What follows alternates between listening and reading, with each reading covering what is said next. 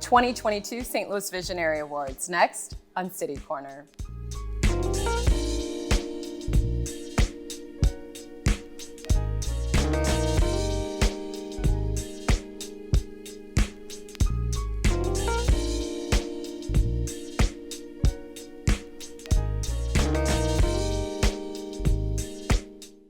Hi, I'm Sarah Thompson, and welcome to City Corner. Well, it's no small feat to keep the arts ecosystem operating and flourishing in St. Louis and for any city for that matter. And so the St. Louis Visionary Award sets out to honor and recognize those who do keep it going, specifically women.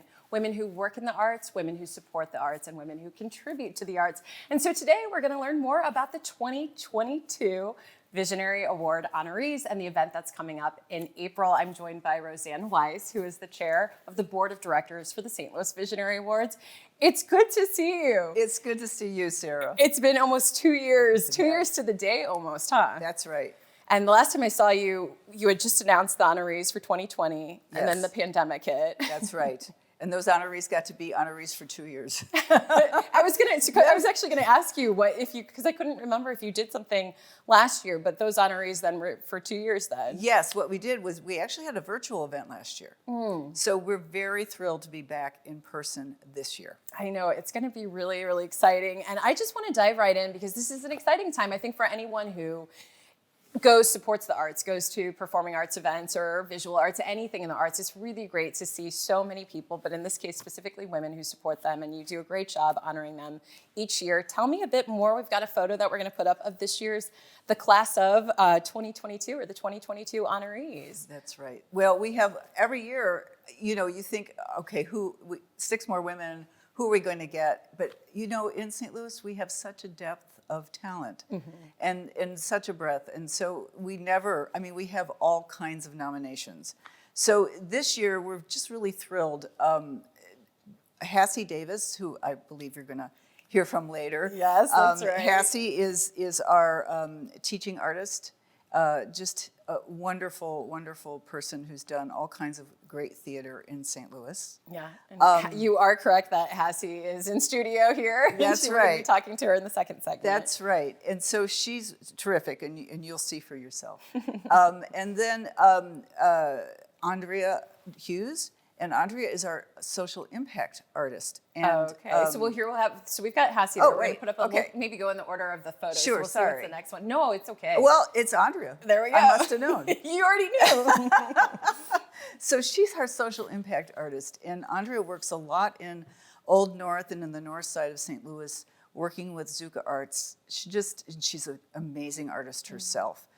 So I hope people will look for her work because it's terrific, and she really works in her community, and we're very proud of that. So that's Andrea of Community Impact That's Artists, right. and And here we go. This is Diane Isbell. Now, I don't know many people who have designed hats for Lady Gaga, but Diane has. Wow. So she's our professional working artist. And we haven't often honored somebody working in fashion, and of course fashion is art. So we're very thrilled to have Diane. That's great. And this is Emily Rao Pulitzer, and I know lots of people know Mrs. Pulitzer in our community. The Pulitzer Foundation, of course, is her museum that she founded, but I think people don't know that she was a curator at the St. Louis Art Museum at the beginning, or towards the beginning of her career, and brought all kinds of contemporary art that had never been seen before. So she's got a long career supporting the arts in St. Louis. Yeah. And this is Mijay. Mijay is our emerging artist. And she is one of those artists who is multidisciplinary, does all kinds of amazing things, including performances, so that her work, it's almost the process of the work is as important as the final product. So we're very excited to promote her work and Mijay because she's delightful and she has so much to say about the world.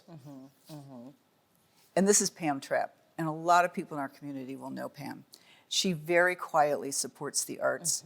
She is, if you look on boards, if you look on committees, you will see Pam. She has been for years and years, been that person who could be counted on to support the arts. So we're really happy to be able to highlight these women and all of the things that they've done for us in our community. Yeah, and like you were saying, both, I mean, and her designation as major contributor to the arts. And I mean, for anyone familiar, especially in the nonprofit sector, there's the artists, but then there's also the funding and the philanthropy behind bringing the arts to the community and to the public. And it's so needed. So we've got this event. You do this great event over at the Sun Theater. Really, really lovely. So tell us about kind of what's in store for this year. Sure. It's Monday, April 25th at 6 o'clock. We always have this wonderful awards ceremony, and it's actually very inspirational because we ask everybody to very briefly talk about why they are who they are and why they're in the arts. And we have some entertainment. I can tell you that we will have Anita Jackson. I don't know if you're familiar with Anita, but she's got this amazing jazz voice. And we'll also have this dance company that includes spoken word, and I want to get their name right. It's Consuming Kinetics Dance Company, and they're terrific. Yes. So that will be a very lively evening. And then we all go outside under the tent and have a glass of Viz Fizz and toast our awardees. Right. So I know we're looking at, some of those photos that's, at the Sun Theater, the setup that's each year we saw photo earlier of the actual award, and then afterwards is kind of a really nice party and celebration. I know you mentioned, I mean, there are so many people working in the arts. How does this whole nomination and selection process happen? Because as you mentioned, I mean, there's just a lot of talent out there, and then a lot of people behind the scenes who deserve recognition. Right. So we want to make sure that people in all the sectors of the arts are able to be honored. So that's why we sort of have all these categories. And usually we stick with the 6, but sometimes it changes. So we call for nominations. And we always get many, many, many more than we can even consider. So, it's a selection committee who reads all of them, looks at resumes, goes online, looks at performances, and has a very lively discussion on who to choose for each year. So it's, if somebody was nominated and didn't get chosen this year, I hope they will be nominated again because we want to see those nominations. Yeah, no, I think that's good. And the Visionary Awards, it's interesting. Somebody had reached out to me not that long ago, and we were about actually the Visionary Awards, and we were thinking back to the early days when this was something that Grand Center Inc. started, and there was a time when it kind of went through a revival. And speak a little bit about that, and maybe Sarah Burke's role in that. And I know, and other people, because there's others involved. That's right. So it took a little bit of a hiatus. And Sarah Burke, if anybody knows her, she's just so enthusiastic about everything. So she just was like determined that this would not go away. So she and Kim Eberlein revived it. That's all I can say. They just revived it and pulled us all in and have been doing it as this wonderful event that really, our mission is to make the depth and breadth and the contributions and achievement of women in the arts visible. Visible, valued, recognized. I think this is really important, and they understood that mission and understood that needed to be out there. Yeah. No, I think so many people really do appreciate seeing this each year, just because I think the arts community in St. Louis is really special. It's a lot of hard work that goes into just so many aspects of it, and I think it's great. And a lot of women in this field, in this area. So no, that's great. I do want to acknowledge for this year you have co-chairs or co-hosts, you call them for each co-hosts. Co-hosts. Right. So we've got photos of those co-hosts this year. So tell us about them getting involved specifically for 2022. Yeah, we're so excited. Sherry Berry has her own paper company, so that's how many people know her, and she just has this wonderful exuberance for the arts and has been involved for a very long time. So we're happy that Sherry said yes. And this is Dr. Eva Fraser. And Eva is also one of those people who's always there, always supporting, always in the background, making sure that things are happening in the arts. And she serves on a lot of boards, including the St. Louis Art Museum. And I worked with her at the Regional Arts Commission when she was on the commission. So, we are very happy that she said yes and will be there co-hosting. I should mention, because you mentioned with your background, you talk a bit about that, because you yourself are a Visionary Award winner. I am, in 2009. That's so long ago, right? And it was for Outstanding Arts Professional. Now, I want to tell you something. None of us do our work in order to get an award. Nobody does their work. But when you get one, it feels good. It feels really good. So we're very excited to be able to make these women that we want to honor feel recognized and seen. No, I think that's important. And again, I mean, especially in an industry where I think there's so many hours that go, whether they're unpaid hours or just so much time, I think it's overlooked sometimes when you're going to an exhibit or you're going to a show, a theater production, how much has gone in from behind the scenes to the performer, the artist on stage. So I think that's great. We have information on the screen for you to go get a ticket and learn more about this year's honorees. It's the 2022 St. Louis Visionary Awards, and tickets, I guess, Roseann, are still available? They are, and you can go to our website, visawards.org, and purchase them. Purchase that and then follow on social media. And then what's also great when you go to the website is you have bios, mini bios, on each of this year's honorees. But a great class, I think every year is a great class. Is there anything to add before we? You know, I just want to remind people in St. Louis what great talent we have.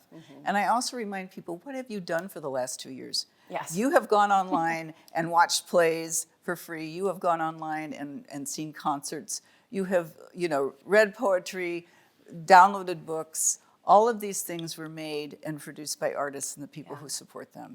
So I hope that people will come out and recognize some of the people in St. Louis. Yeah, that's a great note to end on. Well, thank you so much. And thank you for Sarah. joining me. Well, we're going to have more. We're going to actually come back for a second segment with one of these honorees, Hassie Davis. She's here in studio and she's going to join us for our second segment. So don't go anywhere. Stay with us. We'll be right back.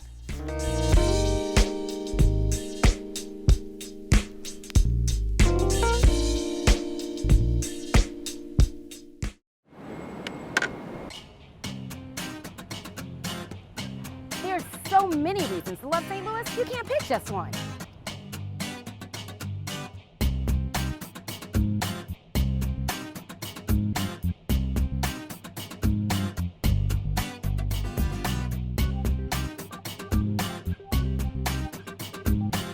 From the arts, architecture, and culture.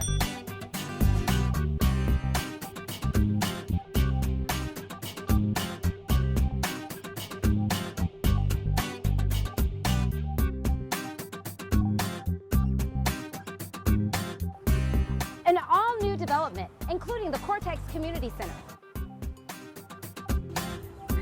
And you're never too far from great music and entertainment.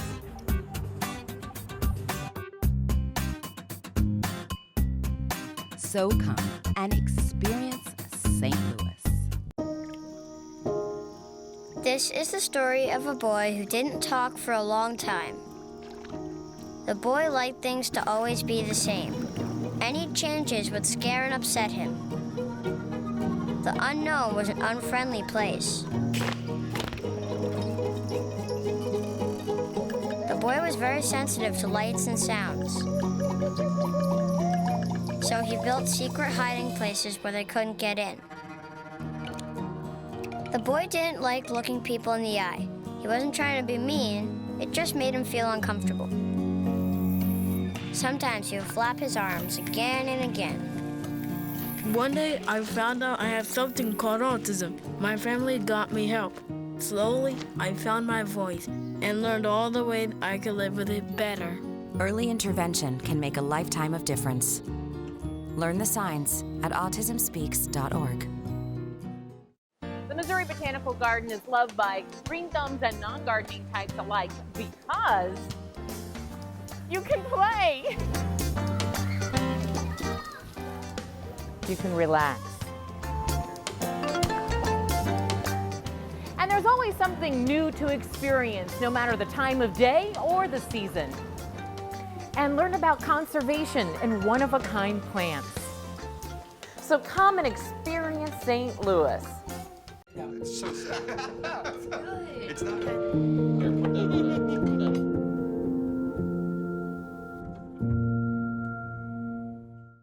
If you smoked, this new lung cancer screening could save your life. Visit SaveByTheScan.org. It takes less than 1 minute to find out if you may have prediabetes, and you can do it here. So what are you waiting for? Just go to the site.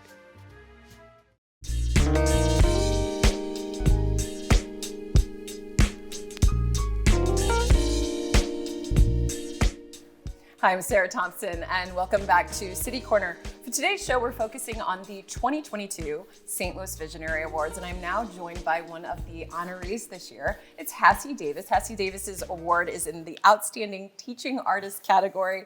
Thank you so much for joining me. Thank you for having me. Yeah, and congratulations. Thank you. We were just talking off on camera before this to say how hard it is sometimes to be honored and acknowledged and to talk about yourself. So, which is what we're about to do. But congratulations, you've got a really extensive career. So this must feel pretty nice, yeah? Definitely. I mean, the last few years, I've been doing a lot of teaching and not as much performing. I do probably about a show a year. And, you know, the teaching part, unless you're like in a school district or something like that, you don't always get acknowledged for what you do. So to hear that I was receiving this award, I was like, the only thing I could say when I was called was, oh, wow. Yeah. Oh, wow. Yeah. Especially in the arts, teaching artists do a lot of work. It's a lot of energy expended to work with young people, whether they're young adults or even younger. And then, you know, just that interaction and applying what you know. And so, yes, it's good to be recognized for that. I mean, I was looking at your bio, and I have kind of my notes here. I mean, where do we start off on this? I mean, first, how long have you been in the arts, both as a performer and as a teaching artist? Ooh. Sorry, is that okay to ask that? That is. I did my first production when I was 9 years old. Oh, wow. And I can't even remember the name of the production. I just remember my character's name, and I hated it. My character's name was Juicy. And I was like, I don't like that. So, you know, I'm in school and all of that. I've been performing ever since. As a matter of fact, I did my first professional performance. I did a commercial or an industrial film for Edison Brothers Shoes, which is now, I'm going to mess up the name, Caleres. Okay. I wasn't, or Baker. Yeah, but yes, I remember, yeah. They're one of the people that is, you know, sponsoring the event. So it's like, it's kind of like full circle. It really is interesting that I would do my first professional production with them, and then I would get shoes from them. Right, and then here you are now. All these. So where did the teaching component start? So you started off as a performer, an artist, and then getting into it professionally, and then how did kind of becoming a teaching artist come about? Well, I guess the first time I actually did any of the teaching aspect of it was when I worked for Muni First Stage. And what we would do is we would go into classrooms and do a prep with the students, you know, when you hear us say this, do this, you know, and all that kind of thing. And I know I must have driven Chris Limber, who was the director of Muni First Stage at the time. I know I must have driven him crazy because I always had to teach a little lesson outside of the show, like maybe deeper than what the show was about. I always had to, you know, talk with them. If they asked me something, I was going to try to address it, you know, within reason. So I guess it's definitely started there because I did do Saturday morning and afternoon classes with those with students as well. So sure. Yeah. Well, I really appreciate you. I asked you to share some photos, and I was loving looking through this. So I thought we could kind of go through some of these pretty quickly, and you can tell me. So I don't think these are necessarily going to be in order of your career, because but yeah, I mean. Just kind of tell me maybe what we're looking at, and just maybe just kind of any highlight when you see some of these from your past. Well, that particular one I just love because that's me with my students from CHIPS, Community Health and Partnership Services. And we have a team touring production that we do, a whole team touring show. And we do several different topics, you know, HIV, AIDS, depression and suicide, teen pregnancy. And so two of those young men, the two young men who are flanking me, are both graduates of the program who came back to talk to the students who are currently in the program. And so, you know, I'm kind of working with them to lecture them on what they can expect after high school, you know, and kind of focusing on what they want to do. Yeah, that's nice. Yeah, I'm gonna, when we get through some of these, ask you a little bit too about specifically working with the youth. This looks like, is this at the History Museum? It is, it is. That's a picture that with Bread and Roses, the Workers' Opera, and this particular piece makes me want to holler. Where, you know, we're talking about all the things that happen these days that, you know, get under our skin. Got it. So wow. So History Museum, and then let's see what the what we've got for the next one. I did that at Bluff City. This is having our say about the Delaney sisters who both reached the age of like 103, 104 respectively. And they're just talking about all the many wonderful things they saw in their lifetime, you know, the things that they didn't think that they would be able to do. You know, one was a dentist and one was an educator. So, you know, she didn't think that she would be able to have a life. One, you know, they both kind of depended on each other. So I think they were never married, although one came close to getting married. And just the wonderful experiences that they had throughout their life. Do you have, I think this is such an awkward way to put it, but like a favorite of performing versus teaching, or what do you feel like from the energy and creativity that one brings out in you and maybe the other doesn't, or both? I just wanted you to just maybe elaborate on that. Oh gosh, don't make me cry. Oh. I have a reputation at our culminating events when the students finish throughout the summer, and then we do a production. They, you know, the graduating students, I always say a little bit about them, and then I give her Klimt. So I can't say I like this better than I like that, because they each bring their own special thing. I mean, performing is when I get to really express myself and challenge myself. But teaching it's a challenge sometimes too. But when a kid really gets it, you know, when you touch their spirit and they really learn something, God, it's no better feeling.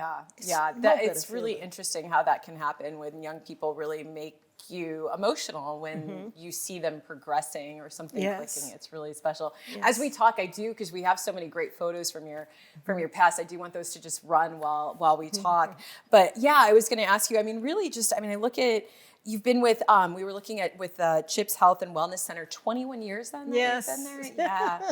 Yes. Wow. So you've touched a lot of lives. Do you stay in touch with a lot of your former students? I do. A lot of them I do. I really do. And I'll be honest with you, I didn't think that was going to happen. But I do. I'm interested in, you know, what they're doing in their lives and, you know, how they're progressing. And then they tend to contact me as well. So, yeah, and they come back and they visit to tell what they're doing. So, yeah, I really do.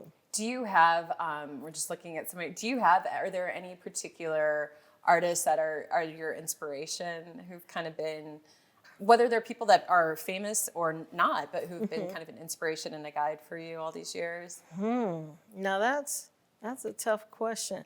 That reminds me of that Whitney Houston song, The Greatest Love of All, you know, kind of being your own idol or whatever. So, you know, I guess some of the people that I loved to listen to, Minnie Riperton, Diana Ross, actors, Ruby Dee, Diana Carroll. Yeah. They've been just like... some of our role models. And actually, I grew up with a family that was related to Josephine Baker. So I developed a really love for Josephine Baker because I was so proud that she came from St. Louis. And it's the things that she accomplished in her life. I mean, she was a spy, not just a performer, but she was a spy. So, you know, I mean, gosh, that just tells you what you can do in your life, you know. You're not just limited to this thing. So. And has it been, were you always for these past years in St. Louis? Has it always been something where you've been working in St. Louis, or was it all over in different cities? Oh yeah, I've worked nationally. Yeah. I've worked in different cities nationally. I did a tour called Where's Waldo out of New York, Theater Works USA. Yeah. And we got to perform at the Kennedy Center doing that, as well as a Broadway house, Town Hall. In New York. So that was a great experience because it kind of melded the two things I really love in life, which is performing and traveling.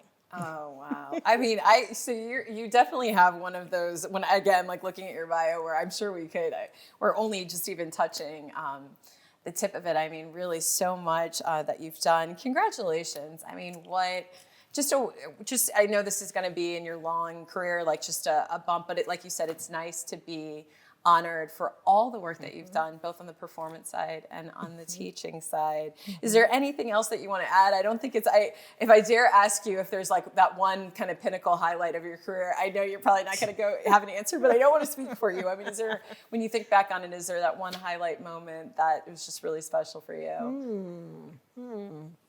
Yeah, I mean, hey, this is going to be it. Receiving this award. Yeah. But I remember my first award that I received for acting, and that was something that was unexpected. Yeah. And I just released myself into it because nobody thought I was going to get it in the first place. It was a speech meet when I was in high school, and they were talking about all the people who they thought were going to place in this speech meet, and my name was not mentioned, or if it was mentioned, it was like, oh, you're going to get fourth place. And when I got up there, I'm standing up there, I was just happy to be up there. And then they start calling the names, and they get to fourth, and it wasn't my name, so I was like, I'm going to be third place, I'm going to get it. And then they called second place, and it wasn't me, and I was first. Wow. So that just... obviously that's something that I remember. So. Thank you for sharing that. No, it's good to be recognized. I mean, I think that's the thing. It's good to be recognized. Right. That's right. And congratulations once again, and thank you for joining us. Thank you so much. Thank you. We've got the information there for you on the screen. You can check out a little bit more about Hassie's bio on the website, visawards.org. If you want to go to the award ceremony, it's taking place April 25th, and you can get all the details at visawards.org or call the number there on your screen. But thank you so much for joining us at home. Thank you to our guests today. And keep it right here on STL TV Experience St. Louis.